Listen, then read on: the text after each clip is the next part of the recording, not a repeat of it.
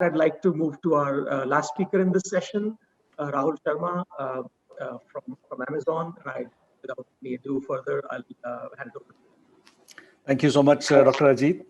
Namaskar and pranam to all of the professors who are here, Professor Dhar, Professor Tripathi ji. It's really great to be here. I think a lot has been said about technology already, and it's really heartening to see. But I think I'd just like to highlight and complement the work that is happening under NHA, Dr. Indu Bhushan, with with the National Digital Health Mission, and the way that it's really fast tracking the availability of healthcare right down to the masses. I think it's a brilliant vision. When you think about the way government has gone about creating national platforms, you've seen the impact Aadhaar has had, UPI has had, and the NDHM is going to be another big feather in the cap of how digital can be used in India for mass scale.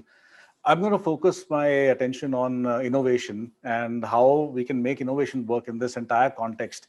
For us at AWS, innovation comes hand in hand with experimentation, and experimentation comes hand in hand with failure. So the entire impetus should be on, can we create this and environment and ecosystem of experimentation and learn from it quickly.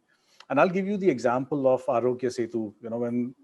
During the pandemic start, there was a need for contact tracing, and the government really moved really fast.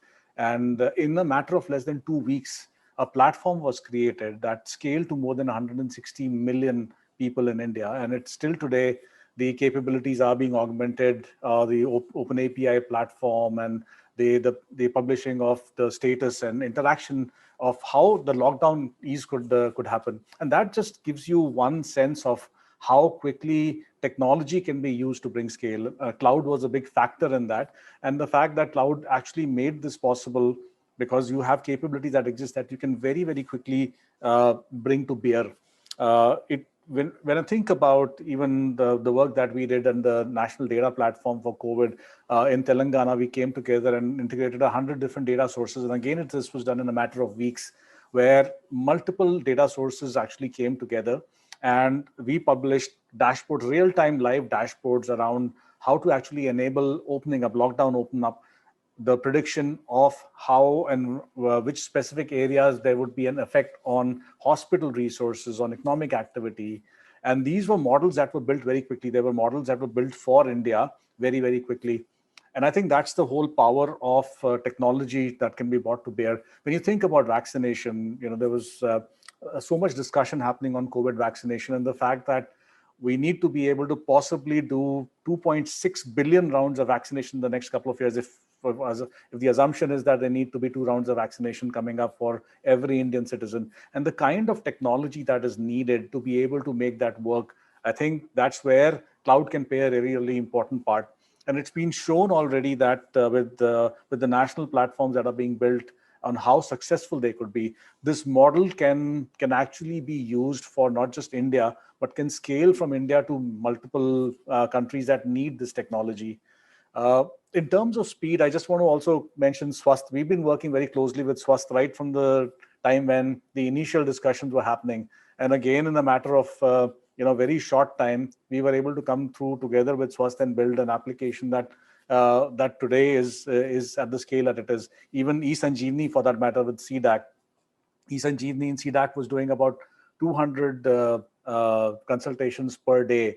And suddenly in the lockdown, we realized that it needs to scale. So the government came across and asked for help.